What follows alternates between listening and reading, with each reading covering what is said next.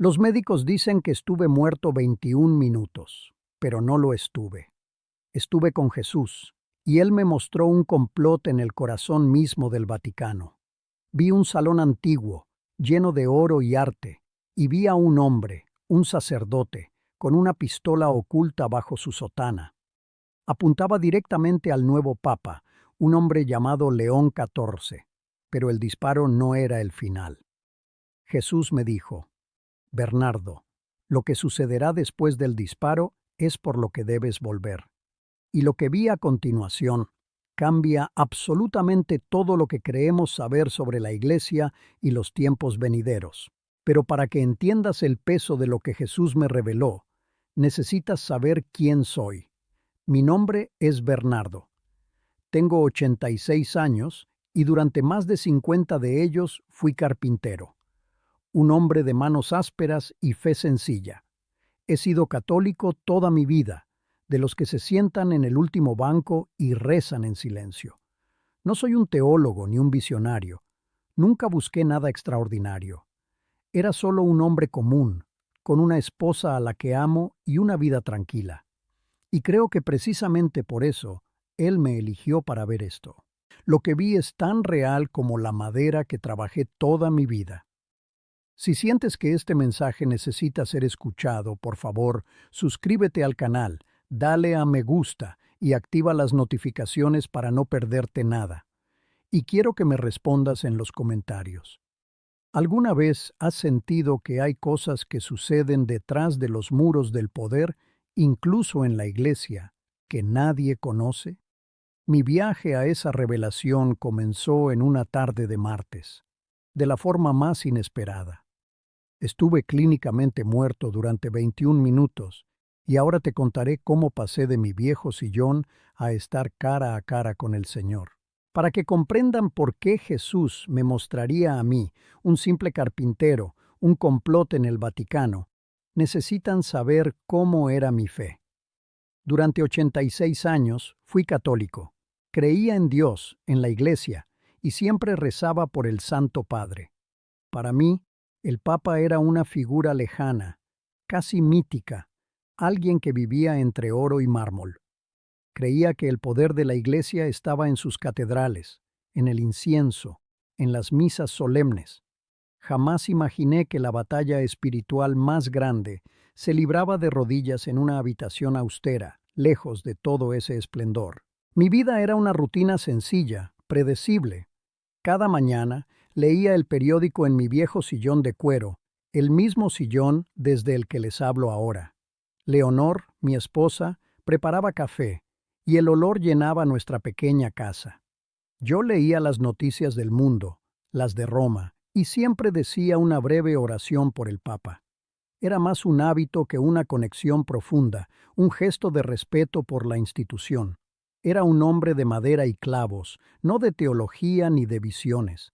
Un hombre común, anónimo, que creía que su papel era simplemente obedecer y tener fe. Y así era ese martes por la tarde.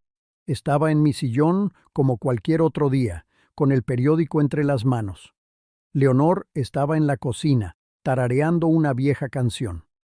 De repente, sentí una presión terrible en el pecho. No era un dolor agudo, sino un peso aplastante, como si una losa de hormigón me estuviera hundiendo en la silla. Intenté llamarla, gritar su nombre, pero de mi boca no salió ni un susurro. Los bordes de mi vista empezaron a oscurecerse, y lo último que recuerdo es el tacto del papel del periódico resbalando de mis dedos. El peso en mi pecho se convirtió en un universo de plomo.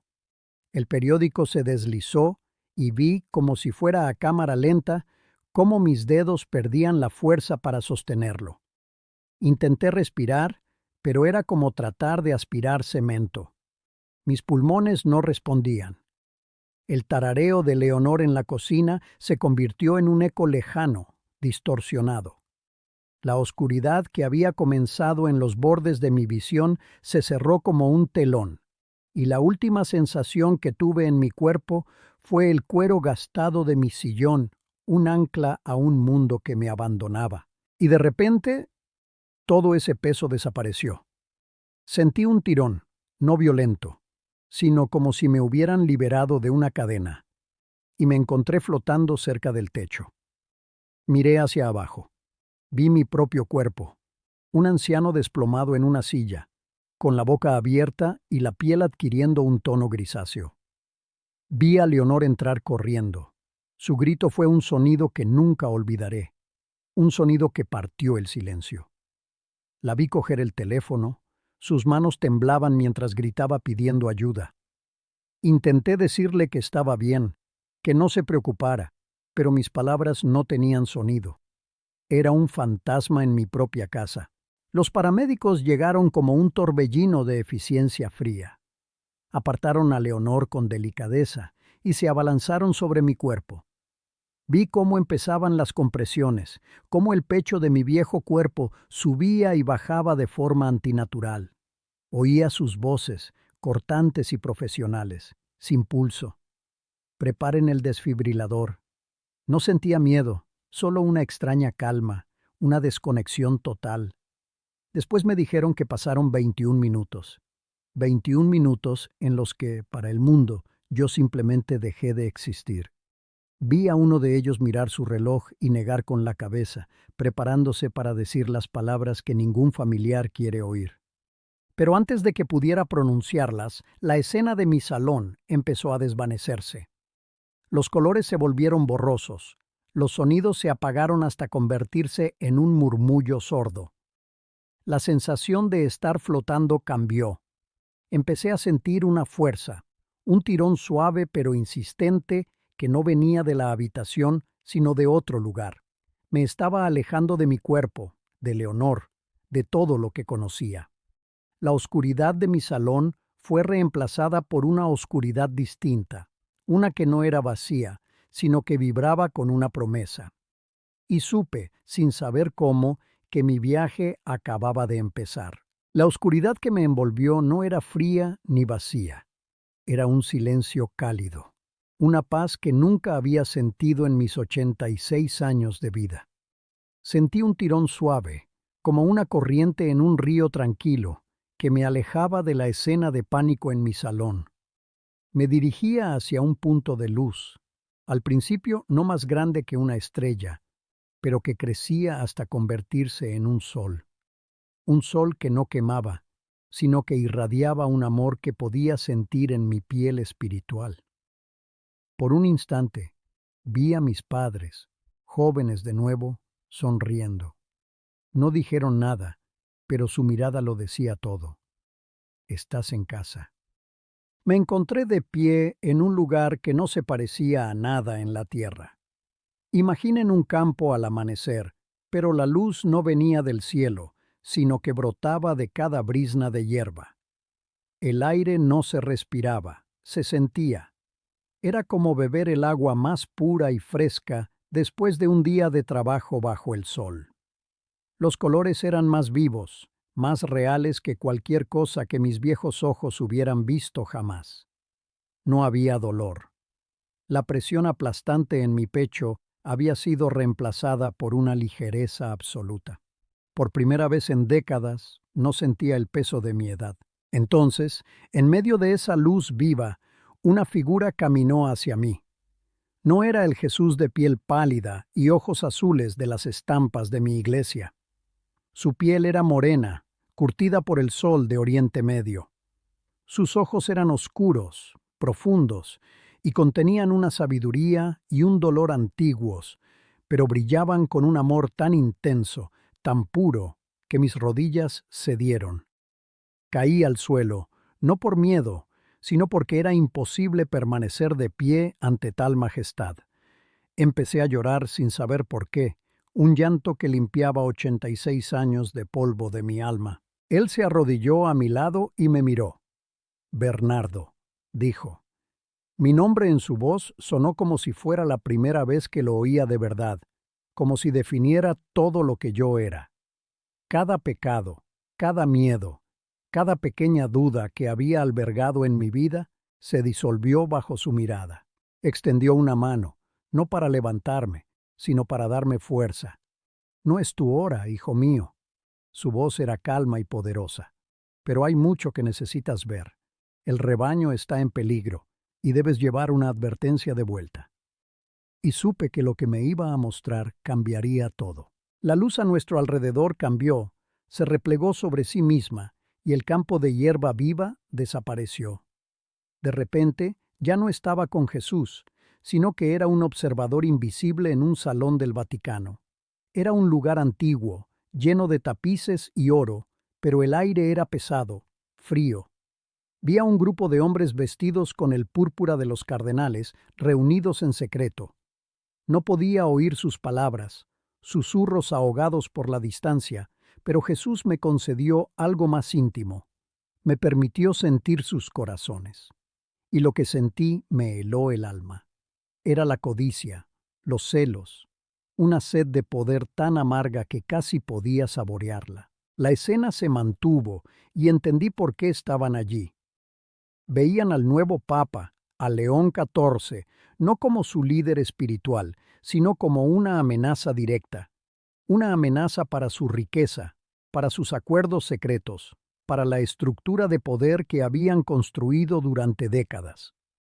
Él era un hombre de oración, no de política, y su pureza era como una luz brillante en la habitación oscura de sus ambiciones. En ese instante, mientras los veía, recordé las propias palabras de Jesús que había escuchado toda mi vida en misa, porque no hay nada encubierto que no haya de ser manifestado, ni escondido que no haya de saberse. Entonces, la visión cambió bruscamente. Ahora estaba en un salón público, lleno de gente. Vi al Papa caminando entre la multitud, sonriendo con una bondad genuina. Y de entre la gente, Jesús enfocó mi visión en un hombre, otro sacerdote, cuyo rostro estaba tenso. Me hizo mirar su mano, oculta bajo la tela de su sotana, y vi el frío metal oscuro de una pistola. «Usarán a uno de los suyos», dijo Jesús, y en su voz sentí un dolor milenario. Intentarán que parezca el acto de un loco, pero el complot nace del corazón de la propia institución. Es duro decir esto en voz alta. Si sientes el peso de esta verdad, por favor, dale a me gusta y comenta si crees que las batallas más grandes se libran en secreto. Con el corazón encogido, le pregunté al Señor, ¿por qué? ¿Por qué lo odian tanto? La respuesta no vino en palabras, sino en otra visión. El Vaticano se desvaneció y vi al Papa León solo. No estaba en un trono, sino en una habitación pequeña y austera, con solo una cruz de madera en la pared. Estaba de rodillas, pero no rezando palabras elocuentes para ser escuchado. Estaba llorando, intercediendo por el mundo, por los perdidos, incluso por sus enemigos, con una intimidad con Dios que yo jamás había presenciado. Este es su poder, Bernardo, me dijo Jesús. No sus discursos, es esto, su vida oculta de oración. Está derribando fortalezas y la oscuridad en su propia casa no puede soportar esa luz. Comprendí entonces que la verdadera guerra no se libraba en los pasillos del poder, sino de rodillas en un cuarto humilde. La oración de aquel hombre era un arma más poderosa que cualquier ejército, y por eso debían silenciarlo. Me vino a la mente otra escritura. Mas tú, cuando ores, entra en tu aposento y cerrada la puerta, ora a tu Padre que está en secreto. Vi el plan del enemigo con una claridad aterradora, su motivación nacida del miedo a esa luz. Pero eso fue solo el comienzo. Lo que Jesús me mostró que sucedería después del disparo fue lo que me hizo caer de rodillas por segunda vez. La visión del Papa rezando en secreto se desvaneció y volvió el horror. Vi el salón público de nuevo. El destello del disparo fue cegador. El sonido retumbó en mi alma. Vi su cuerpo desplomarse, el pánico, los gritos. Sentí que mi propio corazón se rompía en 1000 pedazos. Quise gritar, pero Jesús puso una mano en mi hombro, firme y serena. No morirá, me aseguró. Su voz era un ancla en medio de la tormenta. Su obra aún no ha terminado, pero observa lo que sucede a continuación, Bernardo. El plan del enemigo siempre revela la gloria de mi Padre. Y entonces lo vi. Lo que vi no fue solo un reportaje. Vi todas las pantallas del mundo, en cada casa, en cada bar, en cada oficina, mostrando la misma escena. Y en el momento posterior al ataque, con el Papa herido en el suelo, una luz descendió sobre ese lugar. No era una luz normal.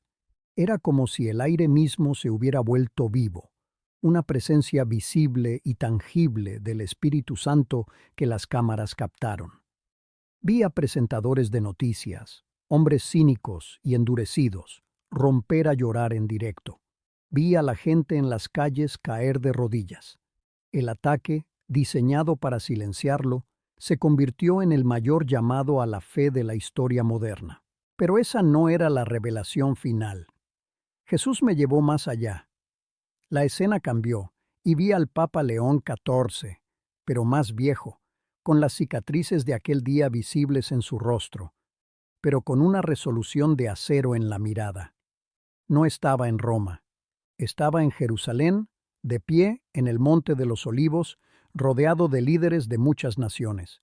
No estaba allí como un conquistador o un político, sino como un peregrino, con una humildad que desarmaba.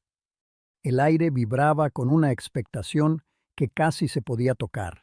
El mundo entero estaba observando aquel momento, y yo sabía que estaba a punto de presenciar historia. No escuché las palabras exactas que pronunció. Jesús no me las reveló, pero sentí su peso, su poder y su verdad. Hizo una declaración pública que ningún papa había hecho jamás. Reconoció el pacto eterno de Dios con Israel y con una claridad cristalina proclamó a Jesús como el Mesías judío. No era un discurso teológico, era una confesión, un acto de amor y de restitución histórica que resonó en el cielo y en la tierra. Vi a líderes judíos y musulmanes llorando junto a los cristianos. Fue un momento que unió lo que los hombres habían separado durante siglos. Y fue entonces cuando Jesús me explicó por qué esto era tan crucial.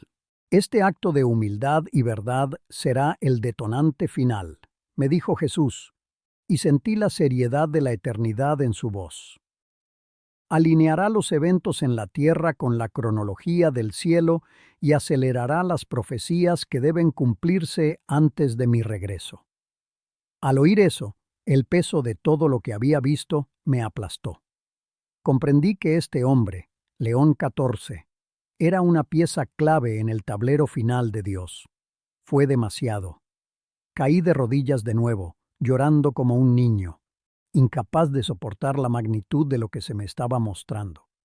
Era testigo del engranaje que pondría en marcha el fin de los tiempos. Jesús me dejó llorar y luego se arrodilló frente a mí, sus ojos ardiendo con amor y un propósito inquebrantable.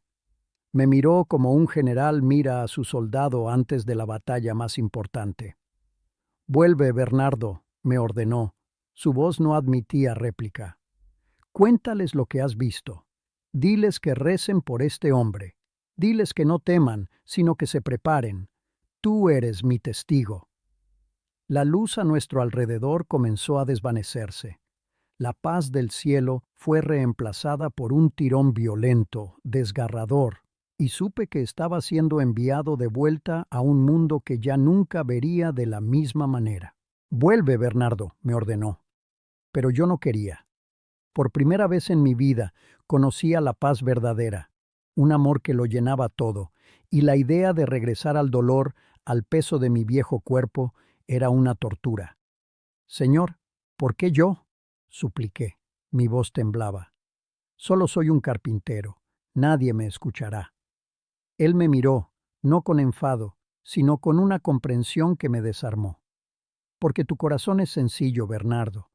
No buscas el poder ni la gloria.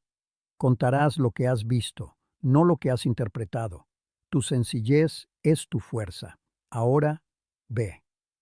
Su palabra fue un decreto de amor, y supe que no había elección. La luz celestial se desvaneció, reemplazada por un tirón violento y desgarrador que me arrancó de su presencia. Fue como si me arrojaran de cabeza a un pozo de hielo. El dolor explotó en mi pecho, un fuego agonizante que me quemaba por dentro. No era la presión de antes. Era la descarga eléctrica de las palas del desfibrilador. Jadeé. Una respiración áspera, un sonido animal. El silencio del cielo fue destrozado por el pitido agudo de las máquinas y las voces sorprendidas de los paramédicos. Sentí el peso de mis 86 años caer sobre mí de golpe, una losa de carne y hueso que me aprisionaba. Abrí los ojos. Lo primero que vi fueron los rostros atónitos de los sanitarios, que me miraban como si hubieran visto a un fantasma. Luego vi a mi Leonor. Su cara, bañada en lágrimas, pasó de la desesperación más absoluta a una incredulidad total. Estaba viva, pero yo no estaba allí del todo. Intenté hablar, decirle que había estado en un lugar maravilloso, que no debía llorar, pero de mi garganta solo salió un susurro ronco. Leonor, lo vi, a él. Ella solo negó con la cabeza, llorando de alivio, apretando mi mano y diciéndome que no hablara, que descansara. No entendió. Creía que estaba delirando. Ya en el hospital, con el pitido de las máquinas como única compañía, lo intenté de nuevo. Leonor estaba sentada a mi lado, sus ojos aún hinchados. Cariño, no fue un sueño, le dije, mi voz un poco más fuerte. Jesús me habló. Me mostró cosas sobre el Vaticano, sobre un nuevo papa llamado León. Ella me acarició la mano. Su sonrisa era triste y condescendiente. Descansa, mi amor. Has pasado por un trauma terrible. Tu mente te ha protegido con una visión hermosa.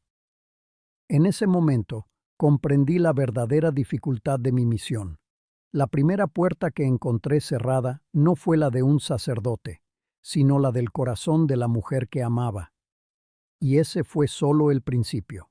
La reacción de Leonor fue solo el principio del muro de silencio con el que me topé. Mis hijos, con todo el amor del mundo, me miraban con una pena que dolía más que cualquier incredulidad. Papá, has sufrido un shock terrible. Es normal que tu mente cree una historia para darle sentido, me decían. Incluso mi párroco, un hombre bueno al que conozco desde hace 30 años, escuchó mi relato con paciencia para después darme una palmada en el hombro y decirme: Bernardo, a veces el cerebro nos protege con visiones hermosas. Demos gracias a Dios porque estás aquí. Eso es lo importante ahora. Todos querían que me recuperara, pero para eso tenía que olvidar. Pero hubo otra resistencia, una más oscura. Noches enteras sin dormir, con una sensación pesada en la casa, como si algo no quisiera que recordara los detalles. Intenté grabar mi historia con el móvil, para que al menos quedara registrada. 3 veces lo intenté. 3 veces la batería, completamente cargada, se murió en menos de 1 minuto. La cuarta vez, la grabación solo contenía estática, un ruido blanco y furioso. Entendí que no solo luchaba contra la preocupación de mi familia, sino contra algo que activamente deseaba que este testimonio muriera conmigo, enterrado bajo el peso de la duda y el olvido. La decisión de hablar la tomé hace 2 noches. Estaba en mi viejo taller, rodeado del olor a madera que ha sido mi vida. Me sentía derrotado, un anciano al que el mundo considera senil. Miré mis manos, estas manos que han dado forma a la madera durante 50 años, y entonces oí su voz en mi memoria, tan clara como aquel día. Tú eres mi testigo.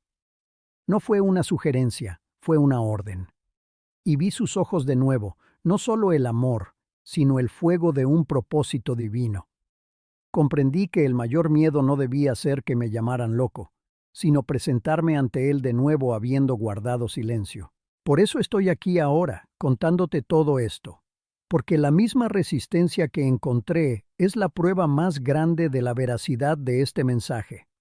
Si fuerzas invisibles lucharon con tanto ahínco para que estas palabras no salieran de mi boca, es porque saben el poder que contienen. Si el amor de mi familia, en su intento de protegerme, se convirtió en una barrera, es porque la verdad que traigo es incómoda y desafiante. Este mensaje no es una historia para consolar a un viejo al borde de la muerte. Es una advertencia, es una llamada, y ha luchado para llegar hasta ti. Por eso estoy aquí, hablándote a ti. Porque Jesús no me envió de vuelta para convencer a los teólogos o a los escépticos. Me envió de vuelta por ti, por la persona que siente en su alma que algo no encaja, que el mundo está en un punto de inflexión. Lo que vi no fue una historia para consolarme. Vi un complot para asesinar a un hombre santo, el Papa León XIV, nacido en el corazón de la propia Iglesia. Vi el odio que su vida de oración provocaba, pero esa fue solo la primera parte. Lo que él me mostró a continuación es por lo que estoy arriesgando todo para contártelo. Sé que muchos de vosotros miráis el mundo y sentís desesperanza. Veis la corrupción, incluso dentro de los muros que deberían ser sagrados, y os preguntáis, ¿dónde está Dios en todo esto? Jesús me mostró la respuesta.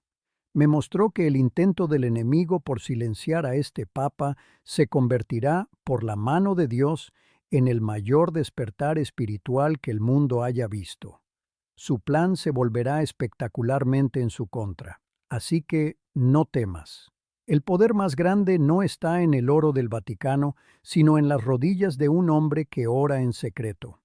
Tu propia oración, en tu habitación, tiene ese mismo poder. Y si tú eres de los que sienten que algo grande está a punto de suceder, que las piezas del tablero se están moviendo para el final, no estás loco. Jesús me lo confirmó. Me mostró a ese mismo Papa, León XIV, en Jerusalén, haciendo una declaración histórica sobre Israel y sobre él que alineará la tierra con el cielo y desatará el cronograma final de Dios. Por eso, la instrucción que me dio para ti es simple y directa. Reza por este hombre. Intercede por él, porque su misión es crucial para todos nosotros. Y mientras rezas por él, prepara tu propio corazón, porque el Rey viene. Mi tiempo se acaba. Puede que esta sea la última vez que tenga fuerzas para contar esta historia. Si estas palabras han tocado tu corazón, por favor, no dejes que mueran aquí. Comparte este vídeo con alguien que necesite escucharlas y suscríbete para que otros testimonios como este puedan salir a la luz. Lo que sucederá después de ese disparo es la razón por la que tuve que volver. Para decirte que no temas al caos que vendrá, porque será el preludio de la gloria de Dios. Y Jesús quería que lo supieras, porque tú eres parte de ese plan. Él te está llamando.